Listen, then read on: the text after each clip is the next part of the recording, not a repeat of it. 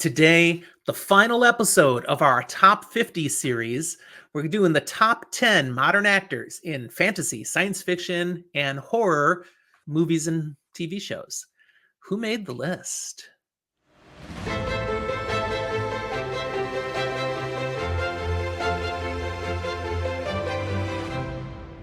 Hi there, this is Fantasy for the Ages, the show where father and son sit down and talk about fantasy, sci-fi, and horror. I'm the son of that equation, Zach. And I'm the father, Jim. Thanks for joining us today as we finish this 5-part series with the top 10 of these fantastic actors from so many great movies and TV shows. I have found myself wanting to go back and watch things that I watched before just because of the research here. Fair enough. Remembering such great performances and such great shows, which is just packed in the top 10 then. I mean, we have 4 other episodes you should go back and look at if you haven't seen them, with amazing performers, amazing performances, incredible shows. But the top 10, I mean, come on. From what I remember seeing, this top 10 have great performances. But really, to get a top 10 slot, it's the impact. Yeah, the impact on these genres. Most of these have done a ton of material in fantasy, sci-fi, and horror. Maybe just 2 of those genres, maybe all 3. Not every film or show has been an absolute box office smash, but they're loved by many, and most of them have been huge hits.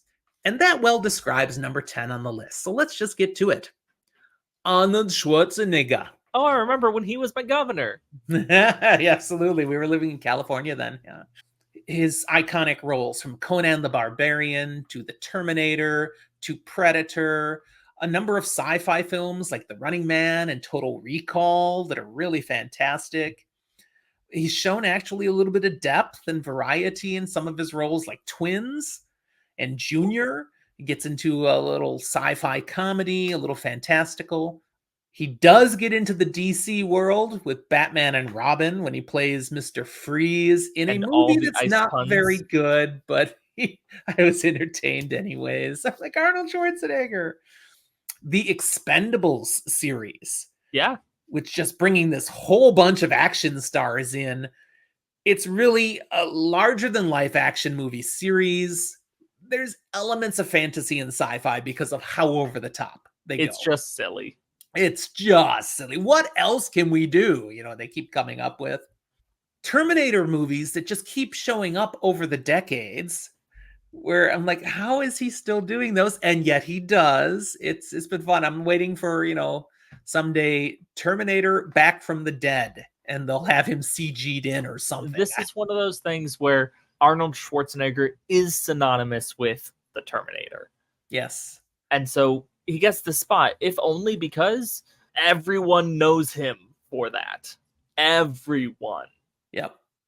It's solid. He's had a huge impact. And he's done other things outside of the genres, but most of them are somewhere in here. I didn't even put Last Action Hero on here, which is a fantastical action movie that also fits. All right. Number 9, Carrie Fisher. Okay. Now, she's got the prominent role in the Star Wars franchise as Princess Leia. Mm-hmm.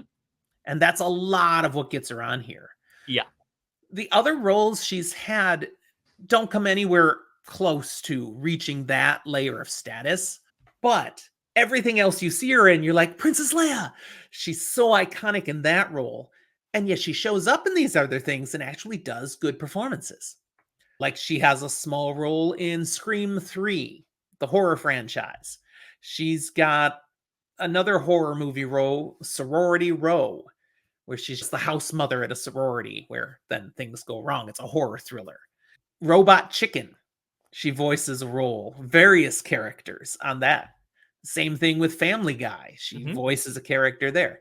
She's got little guest appearances in various things, but it's really about Princess Leia. We like Carrie Fisher. And I mean, the impact on the genre, yeah, it's huge. She had to have the other stuff to be high enough for number 9, but I kept her there because Princess Leia and all these other little things scattered across the genres. Number 8, Robert Downey Jr. His Iron Man role Hmm. is the biggest reason he's on this list. Hmm. But he does have a number of other performances in the genre. Again, most of what I have here is all Iron Man, Iron Man, Iron Man. But before that, he was in Weird Science in 1985. A couple of high school nerds create the ideal woman using a computer program. It's a funny comedy with elements of sci-fi. So that's early Robert Downey Jr. And then we've got the Sherlock Holmes performance that's in the middle, a couple of films, I believe. Number two. And he's great as Sherlock Holmes. And then he did that performance as Doolittle in 2020, which is okay. And you're like, can you be Iron Man again? And he But said, he's no, but I can be so Dr. Doom. good. He is so good as Iron Man. Yeah, now we're going to have him as Dr. Doom. We'll see how that works. But Iron Man, again, he nails that role. I think you're wrong to put him here. I know why you did, but there's something wrong to me about how far apart Robert Downey Jr. and Chris Evans are when I look at why are you putting them on these lists. Ooh. And they should probably be a lot closer. So maybe Chris Evans should have been higher up, but Robert Downey Jr. should be lower. Well, I am taking into account other things Robert Downey Jr. has done outside of these genres that I think have been more impactful than what Chris Evans has done outside of the genres. But maybe they are too far apart. Exactly how far apart, you got to go back and watch those previous episodes. Okay, number 7 on the list is Cate Blanchett. I like this. She's such a strong actor. We get her in the Lord of the Rings trilogy as playing the Lady Galadriel. The Curious Case of Benjamin Button, interesting fantasy drama. She plays a key role there. She's in the Indiana Jones franchise, which we haven't mentioned at all. Mm-hmm. She's in the weakest of the movies, Indiana Jones and the Kingdom of the Crystal Skull, but nothing to do with her performance. She was good. The 2010 Robin Hood movie, she plays Lady Marion. She comes back with more Galadriel in the Hobbit trilogy. She gets into the MCU playing Hela. Mm-hmm. And she is wickedly dark and Nails gorgeous and marvelously powerful in that role. So that was in Thor Ragnarok. Did you ever see Don't Look Up? No, but it is one that is on my list that I might eventually see it. A satirical sci-fi film. She has a role in that. It's not the biggest role, but it is a significant role. The most recent thing that fits in the genres that she appears in is Borderlands, 2024 movie based on the video game series, and she plays Lilith. I didn't go see it or anything because I feel like it was bad, but I was excited that it was made because I very much enjoy that game series. She's got a wide range. She's done a lot of things outside of the genre as well, and she's just such a gifted performer. So there are more things in that I could have mentioned, but we don't want to go on for 2 hours. This doesn't upset me. Okay, number 7. Number 6, Leonard Nimoy. This is probably correct. I love me some Leonard Nimoy. Now, obviously, Star Trek, Mr. Spock, iconic, such a performance. But he did things in the genre before and after as well, and that's why he's so high. Because, where's William Shatner? Where's... Well, William Shatner is not as good of an actor. Right? Where's DeForest Kelley? These other actors from the original series... No, Leonard Nimoy is the one that's here. All the way back in 1952, he was in Zombies of the Stratosphere. Never seen it. It's a serial film, but he was already out there in science fiction. But we get, the original series and then all of the movies that come from that. But a movie I mentioned all the way back when we talked about Jeff Goldblum, Invasion of Body Snatchers. Mm-hmm. Leonard Nimoy has a bigger role in that than Jeff Goldblum does. It's a great role. Of course, we mentioned Star Trek and all those motion pictures, but Leonard Nimoy has played Mr. Spock more than any of the other original characters played their roles. Even into still performing in the reboot series, Star Trek and Star Trek Into Darkness. We've got Leonard Nimoy, okay, still appearing. He passed away shortly after that last film. So no more Leonard Nimoy, but just what a character he brought in. But then I look at some of the other things. Mhm. Performances, voicing on The Simpsons and Futurama Okay. and Atlantis, The Lost Empire, an animated film. Yeah. His voice, just that voice is so rich. And he's brought it to so many characters, Sentinel Prime in a Transformers movie. But I loved his performance in Fringe, the TV series 2009 to 2012. Just appeared in a few episodes, but it was a key role and a key element of the Fringe universe. And I was like, Leonard Nimoy again. So, yeah, big. So you're happy. I'm happy. Number 6. Now, I want to preface our top 5 here by Okay. saying I have zero issue with your top 5, save for they no could Andy be in Serkis? any order. It doesn't matter to me the order of these 5. I think they belong up here. Andy Serkis was top 10. I don't think he's higher than any of these 5. Okay. These 5, there's so much that I'm not going to talk about because I think their work speaks for itself. It really We does. don't have to say much. So number 5 is Mark Hamill. Okay. Y'all know he's Luke Skywalker. Fine. We've got all that. But just a couple other memorable things. We've got his performance on The Flash as the Trickster, which he did twice. And people don't know this necessarily because The Flash was on TV back in 1990. Mhm. And he played the Trickster. Then he comes back and replays the role in the 2014 series. So I thought that was hilarious. He just shows up in a lot of different movies and performances, and including the most recent Star Wars trilogy. He reprises Luke Skywalker again. But his voice work we is can't talk about incredible. Mark Hamill without talking about his voice acting. One of the best being the Joker in many of the Batman animated series and movies and such. But I mean, you just pull up a list of all the things he's done voice-wise. It's incredible. Child's Play, the reboot of the classic Child's Play series horror films. He's the voice of Chucky in the new version. Mhm. It's like so evil. He's got a voice role in The Sandman that we talked about in 2022. He's got a voice role in The Mandalorian, the series. There's so many places you will find Mark Hamill. So number 5. Number 4, another one of these people who's so much everywhere, Sir Patrick Stewart. Okay. Just phenomenal. Many of you first heard of him as Jean-Luc Picard in Star Trek: The Next Generation. I'd seen him already in Dune, the first movie adaptation, playing Gurney Halleck. He's got all these performances as Jean-Luc Picard, including far later a brand new TV series, Picard, which went for 3 seasons, 4. But then we got Professor X. Okay, in the best of the X-Men movies, he plays such an excellent Professor Charles Xavier, including that incredible performance in Logan, where he's a Professor Charles who's lost his mind. And then he's also done a bunch of voice work because he's got such a great voice. And the list is huge. Things that you maybe didn't even realize he was in that. He was in that. Really? He was in that. It's on and on and on and on. So take a look if you want, but trust me, he's earned his spot at number 4. Number 3 is one that actually goes very well with Sir Patrick Stewart, Sir Ian McKellen. Yeah.